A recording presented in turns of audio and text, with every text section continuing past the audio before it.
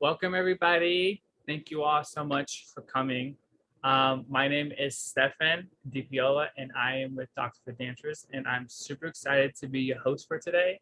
Welcome to our second DFD Summer Series workshop for Convention Dancers Part 2. I have here our wonderful specialists. We have Steve Nagib, and our other specialist, Dr. Scott, will be joining us shortly. Thank you all. Super excited to kick this off and having to get some great information and tips and tricks for out here. Yeah, I am a dancer myself, and I have been dancing for about almost 10 years. And Docs for Dancers is a family business, and it is really important for me to really kind of get this education and information out to the dance community. Um, I've been able to kind of travel this year with over 15 cities at these dance conventions and been able to really see just the true nature of a dancer and where they're at in their training. I do want to just put out a little disclaimer and put out that this is just an educational awareness based, and we are not diagnosing or putting out any treatments out for certain individuals. If you have any questions or would like to contact one of our dance specialists, please visit our website at www.doctorsfordancers.com and search for a dance specialist in your area today and get those questions answered. Super excited to have our two specialists on here today to really speak about their experiences and what you can do as a dancer to train like an athlete during the weekend. So I really want to start introducing our specialists. Steve Nagib, our certified athletic trainer, has worked with us at these dance conventions and our community outreach program. And I've definitely worked with him firsthand, and it was really amazing to see what he was able to do and the capabilities of helping an individual be out in a dance floor. Excuse me. And unfortunately, I didn't work with Dr. Scott, but we were able to get him onto this dance convention community outreach program and heard wonderful things from him. And I cannot wait to hear his tips and tricks and what he saw. Yeah, so let's start. Steve, if you kind of just want to introduce yourself, give a little background of who you are, and yeah, how did you get into this whole dance community outreach program for DFD?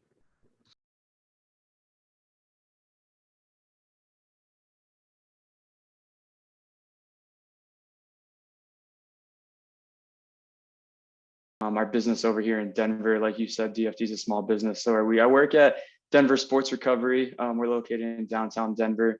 And we are basically an athletic training room or recovery center is what we call it for the public. So just like the Broncos, the Rockies, the Nuggets all have their own private athletic training rooms where they have saunas, hot tubs, cold tubs, and access to a holistic care team.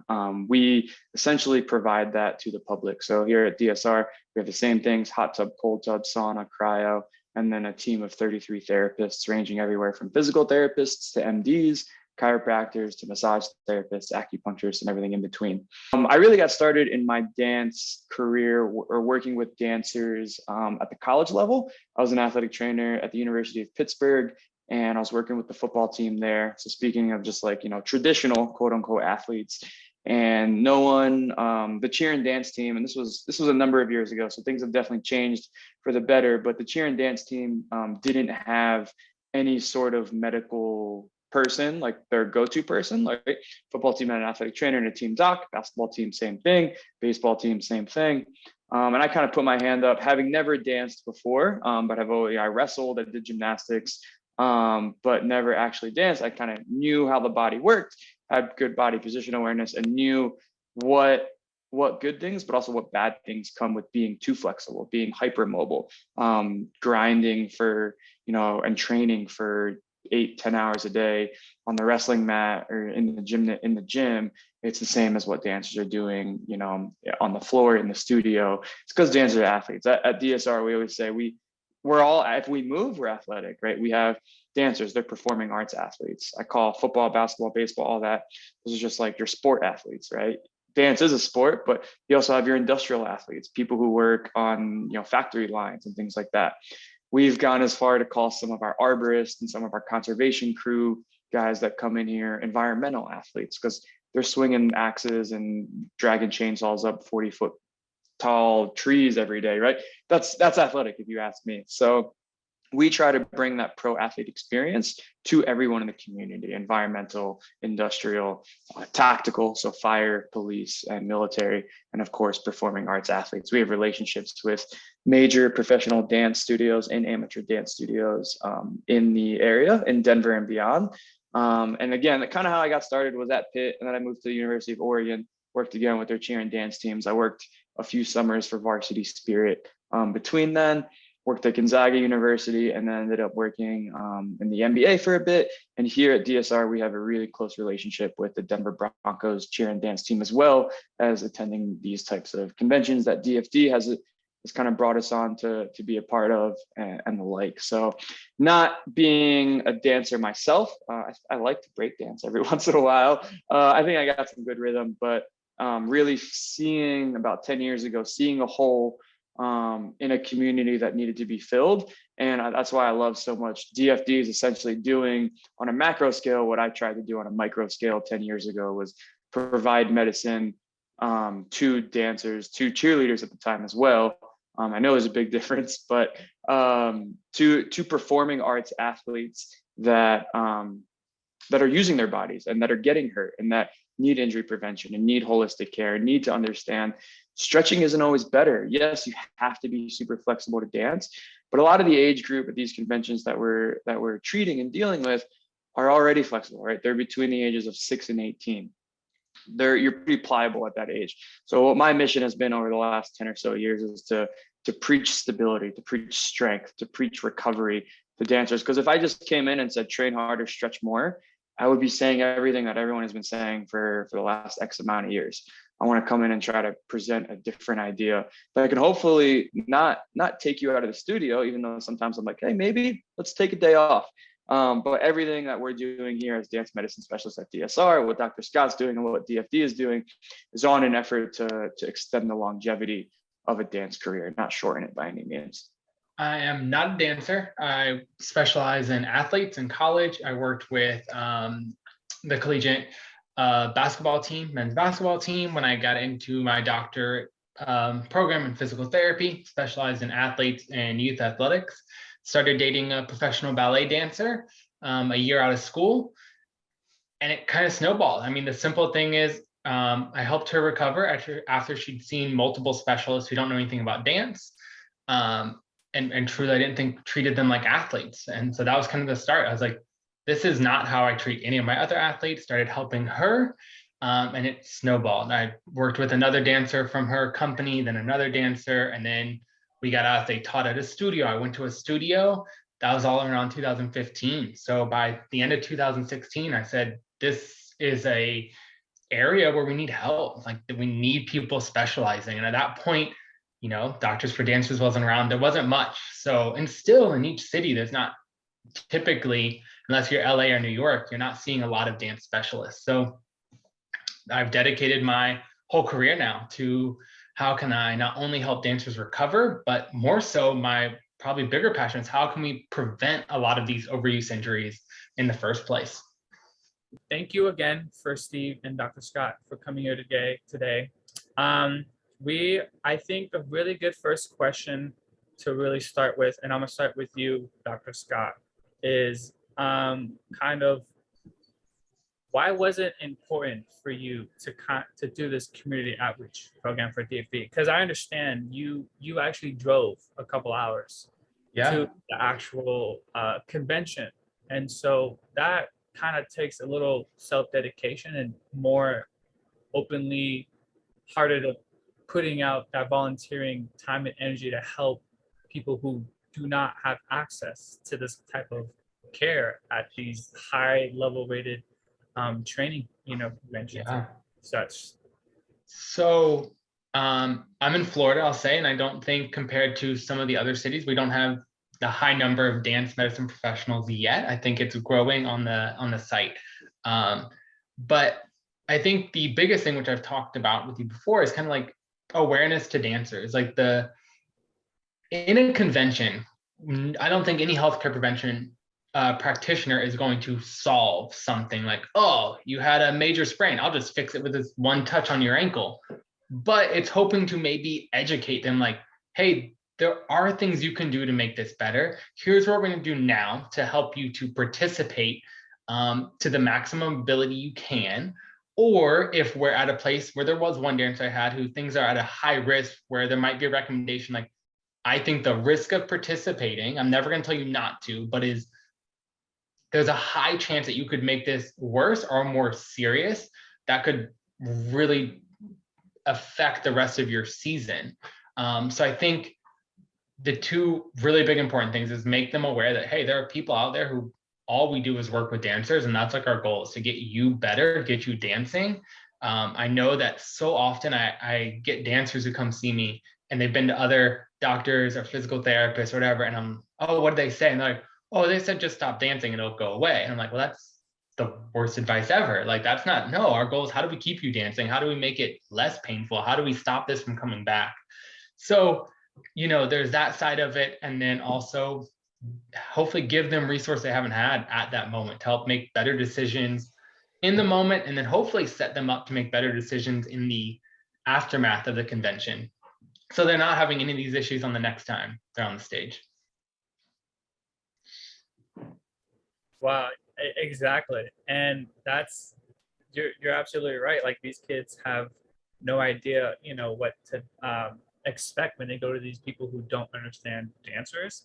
And they, who else is going to tell them no or yes? So they're going to take their word and they're going to have to stop dancing. And, it becomes a whole, cycle of an injured dancer. And we have to break that cycle. Like you said, I would love to hear more of how can we help you, get out there. That is so important, Scott. I'm glad you said that. What about you, Steve? Why was it important for you to attend our DFD community outreach program with these dancers? I think for very, very, very similar reasons to Dr. Scott. We see it not only with dance, but with everything. Probably not in professional athletics, but I work with a lot of high school athletes here in the area. And the biggest thing that breaks my heart is when they come back from the doctor's office with a sprained ankle and they said, "Well, my doctor's told me to take 4 weeks off." It's like, well, that's not really an option, especially in today's athletic and sport and dance atmosphere. There's a time and a place, right? If you broke something, if you tore something, if you have a legitimate injury, yes, rest is the only way for tissue and the body to heal. But a lot of times there's environments that we can place injuries in order for that individual with the injury. But I think there's a lot of things, like there's the injury and there's the individual. Yes, there's the individual behind the injury, but we could put them in an environment, whether it's through taping, through bracing, through rehab, through inflammation reduction, through injury prevention, right? Where we can allow, and kind of what I was alluding to in the beginning in my intro, is allow the lifetime or career of a dancer, of an athlete, to be as long as possible. So I think what got me into DFD and into these conventions was the same thing that got me into working with the cheer and dance programs at various collegiate programs or collegiate teams, is the recognition for a need and something inside of me not willing to allow that need to stay vacant and fill it, because I know it almost feels like a duty, like because I know how to treat, I need to fill this vacancy that for some reason there's not a lot of right now. We're not flooded. The market isn't flooded with dance specialists yet. Hopefully one day it is. But I think that's what drew me to it, is I have the knowledge, I have the platform in my position. How can I best utilize that to help the community around me? Yes, man. I absolutely. Yeah. And I think that the niche of a dance specialist is definitely small, but it's absolutely unique in every way. Understanding a dancer, it takes more than just the kinesiology, anatomy. It's really that feeling of a dancer being told not to sit out, how devastating that is. To hear that you sit out for 4 weeks for an ankle sprain, and something that could have been less than that, or you guys could have helped it more and given more exercises and ways to build strength to not do that again. there are a lot of preventative ways to really reduce the risk of injuries, and it takes someone like you and Dr. Scott and Kelly Matthew that's on here with us, one of our dance specialists in Seattle. You know, they all three of you really understand the way of a dancer's mind works, and I think that's where it disconnects. Is that the dance world is not connected with the real world, because the real world, thinks that we're just, dancing, and it's so much more than that, right? And so I guess that goes into my next question is, what was the impact of DFD and you guys that you had provided your services at these dance conventions? Steve. That's a hard one to answer because I don't know, right? Like I wasn't the one that was being impacted. I was trying to do the impacting, I guess. But the amount of feedback I think we got after all these conventions proved that there was an impact. The praises and gratitude coming from the parents and the dancers themselves, and then also the recognition of value from the administrative staff that was involved in a lot of these conventions. I think DFD, correct me if I'm wrong, I can't remember if you guys have just finished up your first year or second year. But I think the conventions that I worked, it was the inaugural ones that DFD was actually a part of. And I mean, top to bottom, left to right, all the staff was like, DFD will now be a part of our core curriculum because there is so much value in it. And I think that came at the end because of the praises that all the dancers and parents had said. I think we provided a really, really good reactive care. So dealing with injuries, dealing with soreness, with a little bit of education sprinkled in. I can't wait for the day where there's more proactive and more education on the front end. It's kind of proactive care to say, hey, we can't really prevent injuries, right? Their injuries are going to happen, falls are going to happen, fatigue is going to happen, but can we reduce the risk of them? And I think that's where the proactiveness comes into play. And I'm excited to see what comes next. Yeah. I like that. Yes, reducing the risk of injury. That's exactly what we praise. Like you said, we can't prevent anything. Life happens. You fall off. Sometimes a lot of these injuries that we heard of is not from dancing, really. It's really from the regular stuff that we do every day. It's just, how does a dancer how does a dancer recover from that injury? Steve, Dr. Scott, what do you think, what was your impact and what was the feedback that you got from helping dancers at the dance conventions? I mean, Carol, what Steve said, there's always like point of care. What can we do right now to make you feel better? But I think I definitely went higher on the education. I think that's where my biggest interest is in helping dancers. So it's really like, okay, here's what's going on. But every time I worked with a dancer, it's like, but here's what has to happen next. Like, you cannot leave this convention and say like, okay, I taped it, I was able to dance on it, cool, I hope it won't come back again, or I'll keep pushing through. So my goal is like, okay, here's the sponsor here, here's Doctors for Dancers. If you haven't heard this, find somewhere near you. Or also the education that a lot of us do a lot of virtual sessions. I mean, for me, more than 60% of the clients I see are via Zoom or something online. So like, even if you live in a small city in, South Alabama or something, and you're like, there's no one specializing in dance, you're like, you can find one of us. Like, there are lots of us out there now that are doing virtual options, that are doing other things. So kind of encouraging that process is like, take the next step, what's going on? Where is it coming from? I tried to include that in my sessions. Like, here's what we do to make you dance now, but here's some things that are probably increasing the risk of this. Here's some things you can do to improve this. If we're like, oh, it's the hard floor, the floors aren't what I'm used to. Okay, but we can prepare your body to land on hard floors. We can acclimate you to that. We can prepare for that. We can work on how you land. It's okay, but this is like, the volume's higher than I'm used to dancing. Okay, you don't need to dance 12 hours a day for the whole month leading up to this to prepare for that, but we can build endurance, we can build stamina. So I hope the impact, I've gotten to work with multiple dancers I saw in the convention. So I hope the impact is many more of them continue to seek out dance medicine professionals and continue to like treat themselves like athletes. And that means kind of preparing like an athlete, treating yourself, not just the dance, but all the other work that goes into taking care of your body. I know some of the other sessions are going to talk about hydration, food, but then also the training and the prepared, and then respecting injuries. Stephen mentioned earlier, like, okay, just taking time off and coming back is not always like the thing we have to do. There's sometimes that plays in, but like taking care of the cause, what's causing this? How can I take care of it? And how can I make sure this is not something that keeps coming up? And then I'm not a 30, 40-year-old dancer who's like, oh, I just have bad knees since I was 15. Like, no, we can take care of that. We can get rid of that. And follow-up question with that, Dr. Scott. Why do you think it's important for dancers to treat themselves like athletes?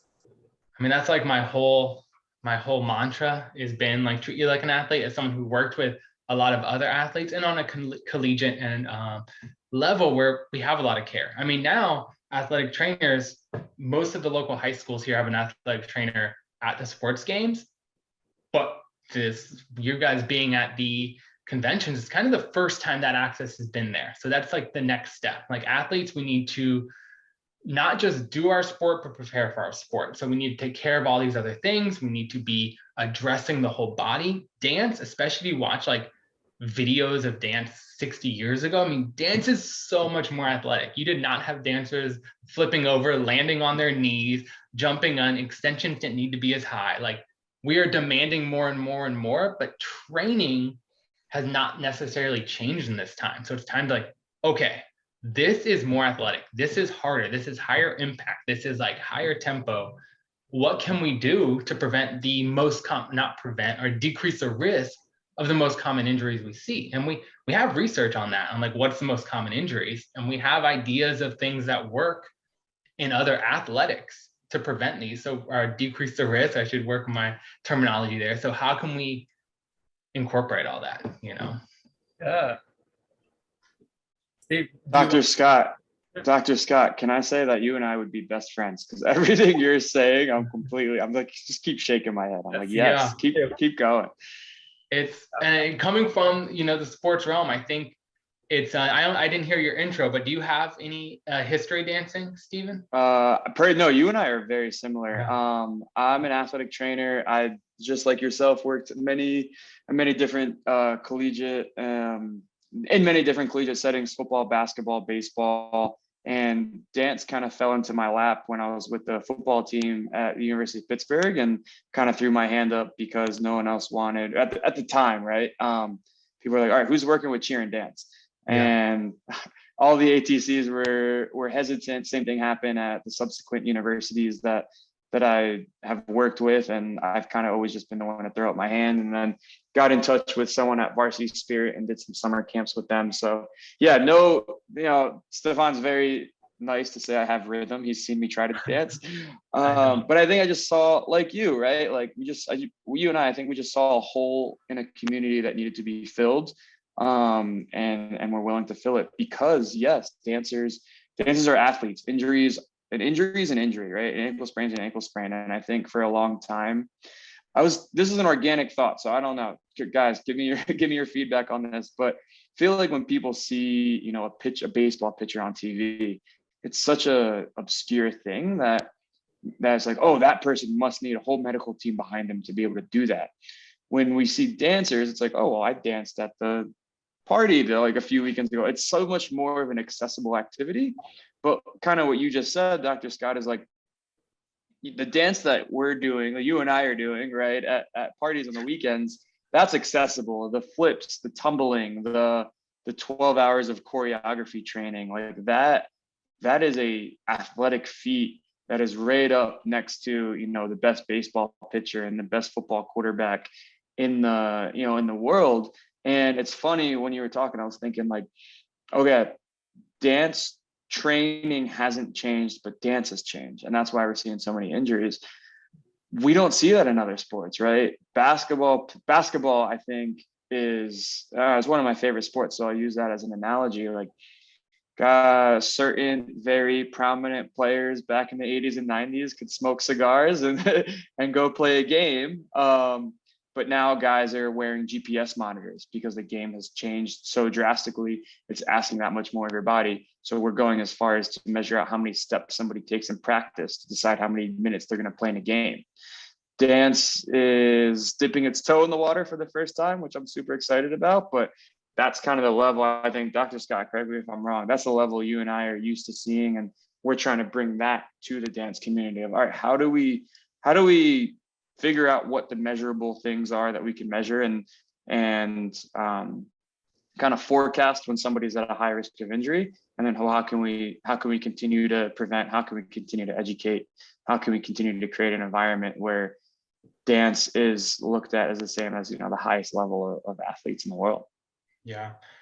And to not take up too much time, I could go on, but I think you and I could. But the other thing is, in all these other sports, not to degrade these sports, because I'm a big fan as well, but it doesn't matter how you look. You don't have to make it look effortless. You get judged in dance, like, what was your face like? Like, no quarterback you can make, or some of the famous basketball, your face can be famous for being like insane. And like, don't care, as long as you get what we need. Dance, it's like, you need to jump high. Your mobility has to be high. But also, if you look like you're working hard, that's not good. You look like you were trying too hard. Like, it's like, make it look effortless. So it's a pretty, you know, like with artistic athletes, how do we be a high athlete, but then I also have to make it look better than almost any other sport has to care about. Yeah, it's unique for sure. Wow, you two need to be in person. Like, if all three of us were in person, that hands down would have been the best right there. Yeah. You guys' mentality is so much more of like the artistic athlete side and really just looking out for the dance community. I do want to switch it up and possibly invite one of our specialists that are attending this workshop, Kelly Matthew.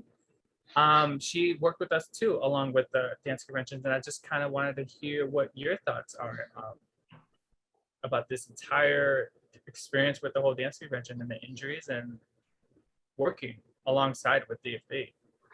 Yeah, I loved it. I was happy.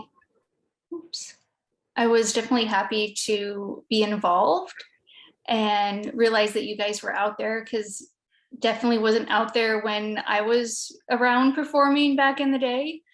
And I think it's just great exposure for parents and dance teachers to just know that DFD is out there and that there's those resources, because maybe your dancer or your student didn't get hurt at the convention per se, but, you know, maybe that'll happen during recital season, or maybe, you know, you have a friend who recently got injured or something. So I think just knowing that DFD and dance specialists exist and are out there is a great line of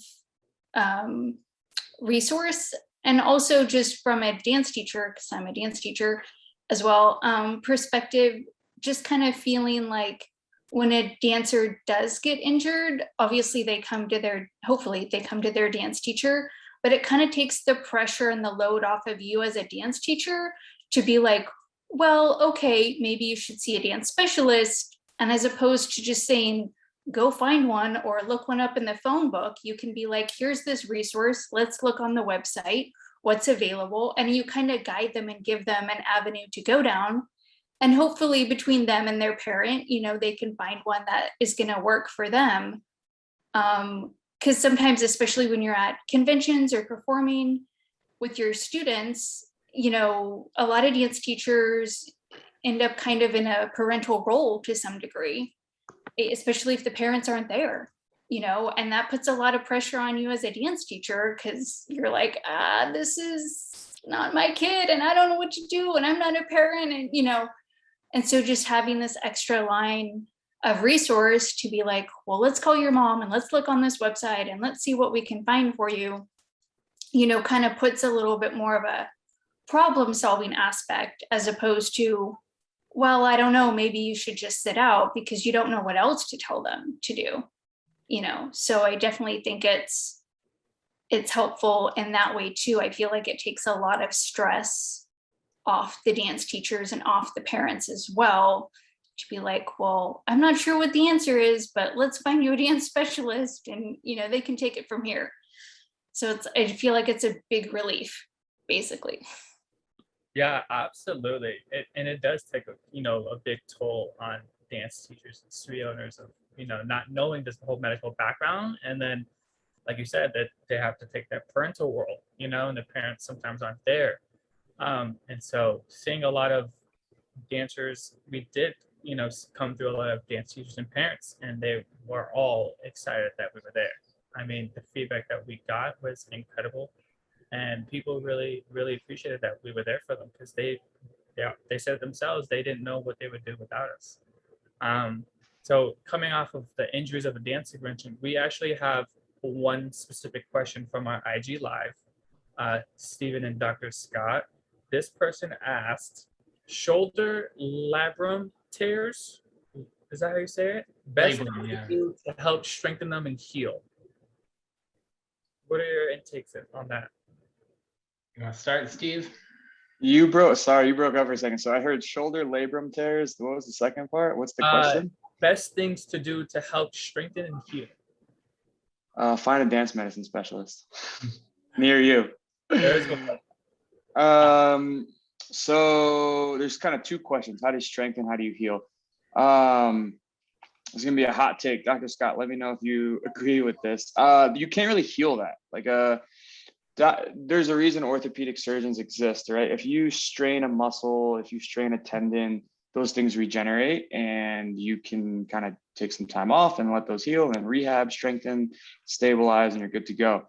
A labrum is a ligament, so kind of like a bone, and ligaments, those bones can heal on their own, but ligaments don't kind of reattach. So if you have a labral tear in your shoulder that is significant enough where it's causing instability in the joint, I would say follow up with some sort of orthopedic specialist. If you've already done that and they're like, yeah, rehab it and you'll be okay, that's when, I think a lot of people turn to Google or, not Mayo Clinic, what's the other, WebMD and things like that. The shoulder is one of the two most, at least in my opinion, two most complex joints in your body. Shoulder and hip, they're both ball and socket joints. And there's a lot that goes into it. I want to say something like 37 muscles across the shoulder joint. So if you have a tear within that joint that's causing instability, you're putting extra stress on all of those muscles, or maybe it's 17, I don't remember. You're putting, it's a lot, it's more than 10. So you're putting a lot of stress on those muscles. So you kind of got to get them ready, right? Just like you put a lot of stress on your legs when you dance 12 hours a day and need to recover, your shoulder's technically always recovering if you've lost one of the static stabilizers. So one of the stabilizers that isn't meant to move, you got to get those dynamic stabilizers, the ones that are meant to move, as strong and as performing as optimally as possible in order to take stress off that labrum. So things like rotator cuff strengthening, what's called scapular, or your scapula is your shoulder blade. So scapular stability, lat mobility, pec mobility, bicep strength, and mobility, all those types of things. It's hard to say like one thing that's gonna solve your labral issues. I'm sorry, whoever asked that question. But I think it's going to be a mixture of the right type of rehab, massage, needling, dry needling, acupuncture, all the things to kind of get the tissue around that shoulder to calm down, and then meeting with an AT or a PT or somebody who's proficient in sport rehab to strengthen the entirety of the shoulder girdle. Nice. Hopefully that question was answered for that dancer who asked it on our IG Live. So nice, that was great. I think that the injuries that you guys had saw at these conventions, what were some of the common injuries that you encountered at these dance conventions? Dr. Scott? Yeah, I'm trying to think back to what was the most common. I saw everything from back pain, which is a pretty common complaint in competitive dancers. There's a lot of desire for a lot of back flexibility, knee pain, hamstring strains, ankle sprains, things like that. Was probably what I saw the most. And I think the biggest, I only saw, let's just say 10% or less was a traumatic, meaning something that happened because like like we said, like the injuries are going to happen. You might land wrong. The floor is not where you're used to. Someone bumps into you. Like, we can't 100% prevent those. We can make your body more resilient. We can make it so that's less likely to occur.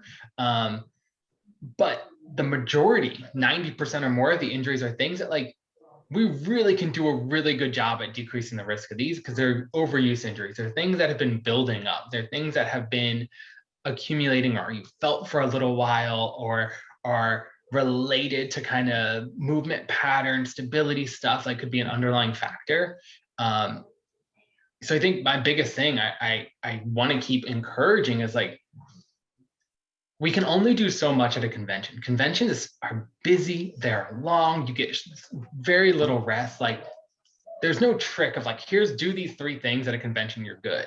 But what you can do is like that month, that 2 month before, the rest of your season, there is so much you can do, and it doesn't have to be super time consuming. I mean, it's as simple as like spending what I do for a lot of our dancers, like if all you have is a little time, like let's give you like a 15-minute warm up that you're like cycling in, and each day is a little different. So I'm getting ankle stability, I'm working balance differently, I'm getting some hamstring work, I'm jumping, I'm focusing on my landing control.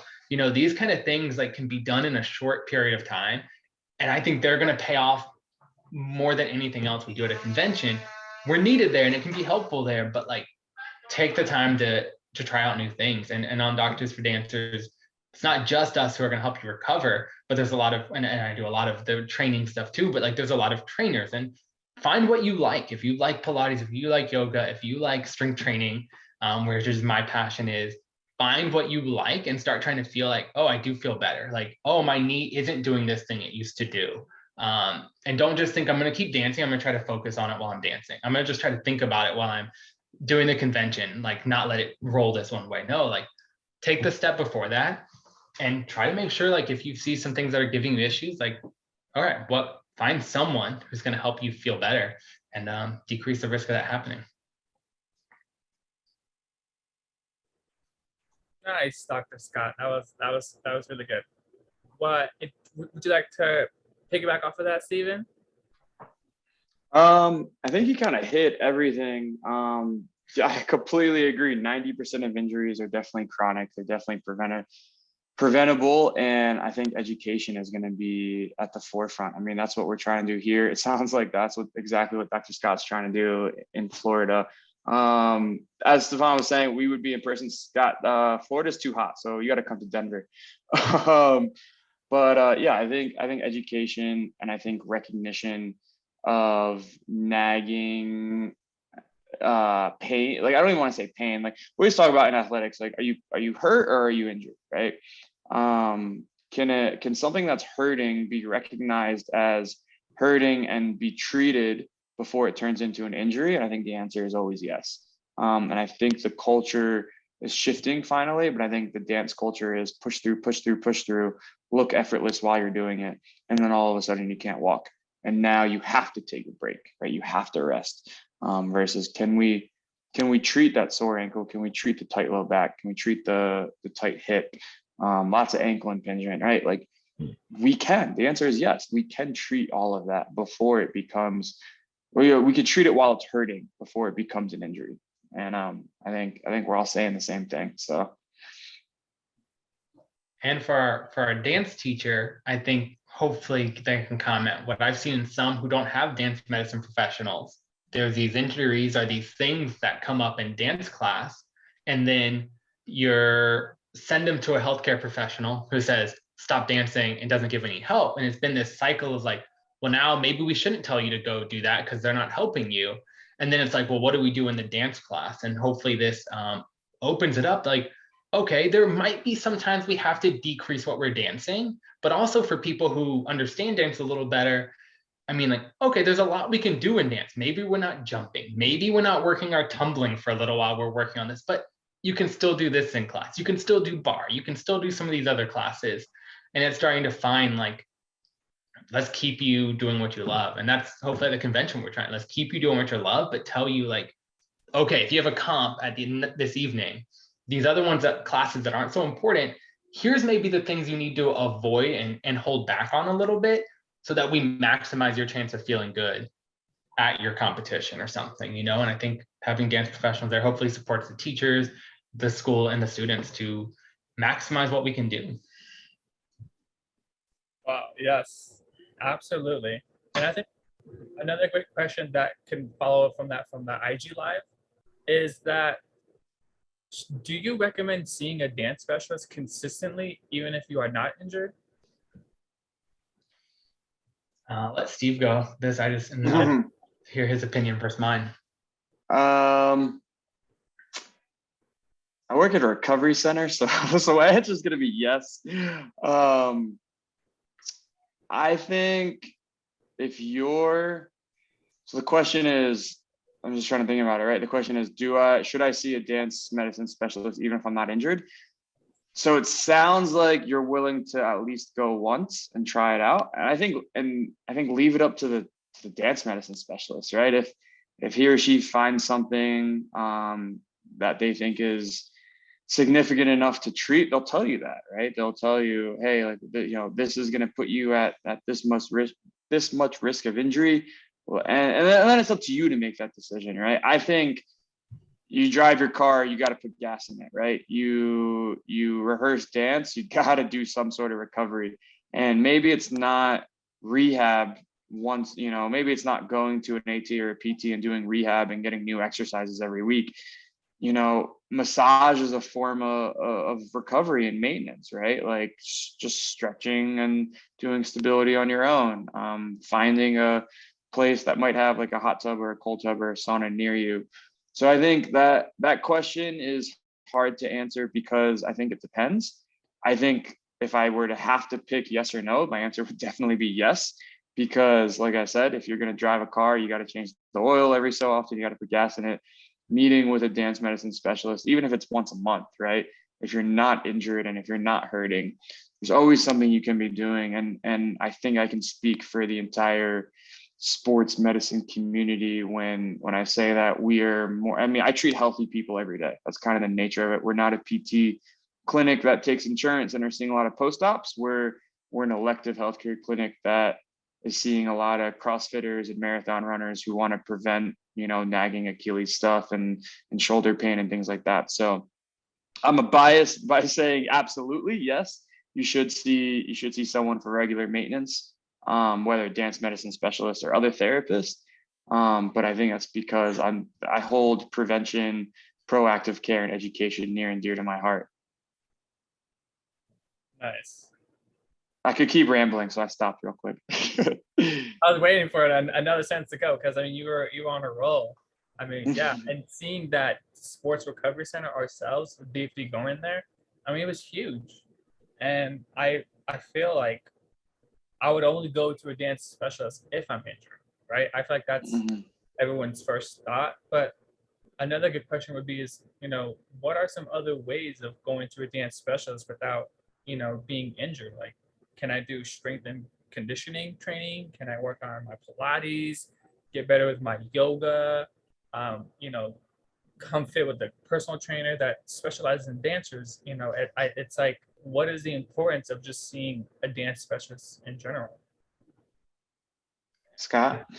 Yeah, I think Kelly, I'm gonna try to be succinct because I feel like the stuff I love talking about, it's my passion, and my passion definitely on that strength and conditioning side. That's so I'm like, yeah, 100% you should see us all the time but it can be spaced out to what you need and what you prefer. So I have some clients. Oh, and I didn't even see the hand up, so I don't know if I cut you off, Kelly, I'm sorry. But you know, it's like, let's just real quick think about other sports. Like, runners don't just run, like they're going to do some other work. Swimmers do training, and there's actually like time. How much time should you train outside of the water? So that's doing dry land training. So like dance too, we need to not just dance. We need to take time doing other things. And as we're growing and treating with athletes, we're moving from where maybe 40 years ago, a dance studio had one dance teacher teaching everything. And now we're, okay, I teach these classes. I specialize in these classes. Like, let's find people who do what you need. So if you're not hurt, you don't need to see someone whose job is to get rid of your injuries. But then you find someone who's like, who works with me to help me perform better? Like, so my goals in clients. Like when I ever work with a client, I want to combine. So sometimes parents will want to say, I don't want their ankle to hurt. I'm like, okay, well, what does a dancer want to do better in dance? And how can we combine that? So, okay, you want less ankle pain, but you also want to like jump better, or you're looking for better. Let's combine this so we get these things working in a proactive approach. So I think it's finding who connects with you, who's addressing what your goals are, and who can deliver that to you. And then you can space that out. The one caveat I'll make and then shut up is that I see a lot of clients who maybe saw a PT 2 years ago, and like I do my rehab exercises they gave me. And I just want to encourage you, doing the exact same exercises for a year, for 2 years, loses effect. Think of doing your very first dance class and never doing a higher level dance class. Like you're not going to become an elite dancer doing the littles class you did when you were 7, so like exercise should progress as well. So find things, someone who connects with you, whatever it is. If it's someone like me who focus on the strength and conditioning, warming up, if it's someone who focus on the recovery stuff, the mental side of it, like whatever you need, and then take it, use it for as long as you need. But once you feel like it's getting easy and you're ready for more, it's like, that's when you go back in to whoever you want to work with at that point and say like, take this to the next step. And I'm going to constantly improve my care at the same time I'm improving my dance. Nice. Kelly, would you like to bounce off of that as well? Yeah, I think that's perfect segue. So yeah, as a dancer, dance teacher and personal trainer, I'm super passionate about injury prevention and also cross training. The older I get, the more I'm like, it's all about, cross training and just strengthening and, working with what I have and not pushing beyond. And kind of piggybacking on what Dr. Scott had mentioned, especially dancers also have seasons. They're different than football or basketball, but we have nutcracker season, we have recital season, we have competition season. And, I loved that idea about, what can you do 1 or 2 months before that to prepare for your December? It's going to look different for what role you get, and it's going to look different for different ages and different companies, and it's going to look different each season. Maybe one season you're doing Spanish, and then the next nutcracker you're doing snow, and so just thinking, what can I do to prepare for that? If I'm not injured, which is great, maybe I go see a personal trainer and get strength training exercises because I'm doing more jumps this season, or Pilates or yoga, or, like whatever works for you. Hopefully, there's a dance specialist who can facilitate that for you. And also, I think it's just about continuing to educate dance teachers. It's not always best to recommend one more class for your student. It's like, do you really need to take 7 advanced classes? Maybe let's do 5, and then let's maybe find you, some strength exercises to do for 45 minutes or an hour. It's a hard balance, because as a dance teacher, you want the performance and you want a certain level of technique, but also it's like, at what cost?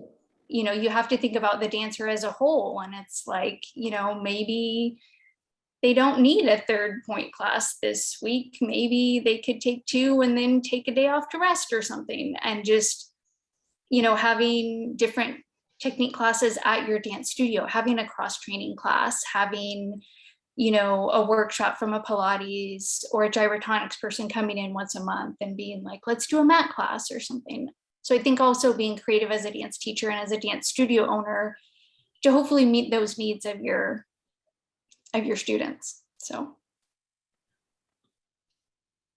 Yeah, absolutely, Kelly. I'm glad that you were able to join us, and thank you for sharing some of your valuable and wonderful words. And yeah, it's really kind of up to the dance teacher or studio owner to really put out that schedule, or to take less, classes, because like Steven said earlier, it's all about the push. Um, and I think that's what the dancer's mentality has been ever since, the dance industry has started. It's always been push, push, push, push through the injury, push through class, push through no sleeping, push through the 3 days of hardcore training. Um, we've been trained to do that. I mean, even myself before I thought, push, push, push. And it's just, I don't, I didn't realize before how hard it was on my body, and I can't imagine for some of these dancers who dance every day, 10 hours a day, and then competing every weekend. It's crazy, and it's kind of hectic because these kids are destroying their bodies before they turn 18. Um, and so, following up with another great question, IG Live, there's people watching on IG Live at the moment. They have a couple more questions. One more question that's actually really good is, what are some common movement issues or muscle imbalances, etc., that you've seen in dancers that can lead to injury? Okay, I'll start. Scott. I want to Yeah. add one comment that is maybe opinion based, but one thing I want to talk about here in balance is very often I hear dancers say things like one muscle is overworking. And in my opinion, that's really not a thing. What you're really having is other muscles not helping out as much. So it's having to do all the work by itself. Like, dance is hard. If you're ever trying to tell a muscle to turn off, like, you're doing it wrong, in my opinion. The goal should be like that muscle shouldn't have to do it all on its own. So you want support. So when I hear people say like, the front of my thigh is gripping or tight, I need to stop it. My goal is usually like, one, there could be some reason that's actually just the muscle's not trained well enough. Or also like, well, we might need to work on how well you're engaging your glutes and how well you're engaging the inner thigh and how much stability you have. So I really wanted the big key, like, let's be done thinking of like, I need a muscle to stop working. Like, dance is so athletic. You need every single muscle working. Let's back up and be like, how can I get other muscles? And to try to do a simplistic answer, commonly I would say that dancers don't feel two things working. I think feeling them working could really help. And that's going to be your glutes. Like, can you actually feel the butt muscle when you're doing exercise? If not, you might not be engaging it as well as we'd like. And then also like the core. So not just like a burn, like I did a lot of crunches, but like, am I feeling stable? Am I feeling like my spine is not moving? Can I kind of get that engagement, but in the more simplistic things, like when you're doing a plank, do you feel your core, or do you feel like your arms and your low back and other things? Because then we're probably not getting it right. So without going crazy, glutes, core, and I'd probably say we all could probably do a little bit more challenging balance, not on wobble boards and stuff, just like on your foot, moving your body. Those are three things I think if you can get those working, you're going to be better off. Got anything to add, Steve? Yeah, Steven. No, just agreement. Yeah, I think Scott, I love the way that you described it. I was just gonna say quad dominance, but I love like you took it one step deeper, and I couldn't agree more. The quads are there for a reason. They need to be used, and unfortunately they get overused because the supporting cast isn't there. I think posterior chain, glutes, hamstrings, and core for sure are underutilized. So you're asking a lot of one of the wheels of the car, and the other three need to do their job. Kelly, I think you're a personal trainer. Correct me if I'm wrong. So you might really like this, but I think every sport and dance medicine specialist would agree that like the number one thing to prevent injury is strength. And like, you could say strength, you could say stability, you could say they're the same, you could say they're different, but like Scott's shaking his head, Kelly's shaking her head, and that's something. Oh, you can do a heart too on Zoom. Like I tell my older patients, strength is the fountain of youth, and I tell my younger patients, strength. Oh, we got clapping emojis and everything. Strength is the fountain of youth, and strength is the preventer of all injuries. When I hear the word cross train, I work with a lot of marathon runners here, and they're like, I cross trained instead of running for an hour yesterday, I biked for an hour yesterday. Physiologically, you didn't cross train. You just changed the impact in your joints. Cross training for marathon runners is lifting heavy weights. Like, go lift really heavy. I promise it's not going to make you slow. It's not going to make you bulky. If you're a marathon runner, you're not going to lift enough to become slow and bulky. I promise you that. Same thing with dance, right? Like when you're doing high impact, low weight, repetitive movements day in and day out, it will benefit you to lift some heavy weights, slow, controlled, build up strength, build up tendon resiliency, and then you can go jump 100 times in a row and not worry about it because you did 5 really, really, really heavy squats. I could talk for an hour about the physiology of why that exists. But I think true cross training, Kelly, correct me please, or if you disagree, but I think, at least in my opinion, is true cross training is at the physiological level. So if you're doing a lot of repetitive movements, go do a novel movement, go do something you've never done before, do it slow, do it controlled, lift heavy, and you're gonna reduce the risk and prevent a lot of injuries. You won't get stocky, I promise. Yeah, I agree. I know even for myself, you know, I still have to force myself to use my dumbbells and lift weights because it's just so ingrained in my body and my brain that like, oh, I don't want to look a certain way, or, you know, but at the same time, it's like, I'll be like, oh, my releve needs to be like this. And then I'll be like, well, I'll just do more single leg, you know, presses. And it's like, yeah, but then I'm still working the same muscle. So it's like, even for me, you know, I'm trying to get more creative with my own, you know, cross training, and just also removing the stigma, because, you know, if you have muscle imbalances, or, you know, my leg's not strong enough here, or vice versa, you know, your instinct is like, oh, I'm going to do it more. But sometimes, like you guys mentioned, doing it more isn't what you need. You need to get the other supporting cast muscles involved so that it's working out better. And that's so hard as a dancer when you're just constantly doing this, literally the same movements all the time. Or it's like plie in first versus plie in second. It's like, yeah, but it's still a plie, you know? So just even getting, it's still just, you know, for myself, wrapping my brain around that is not always my first gut reaction. So definitely awareness. And, you know, like you guys have all mentioned, the more you have knowledge and the more you seek out different things, you know, the more educated you become. And so, yeah, I think it's all kind of springs back to that. Yes. Yeah. Absolutely. For anyone, can I just say one last quick thing? Yeah, for anyone out there who's scared to lift weights because of body type concerns, the 2 main drivers of body type are genetics and nutrition. To change body type by lifting weights, the amount of volume you have to do is probably more than any or most athletes would do on their own. So I just keep saying, like, don't be scared to lift weights. You're not going to get bulky as long, you know, that body type is dictated by nutrition and genetics way more than by lifting and cross training.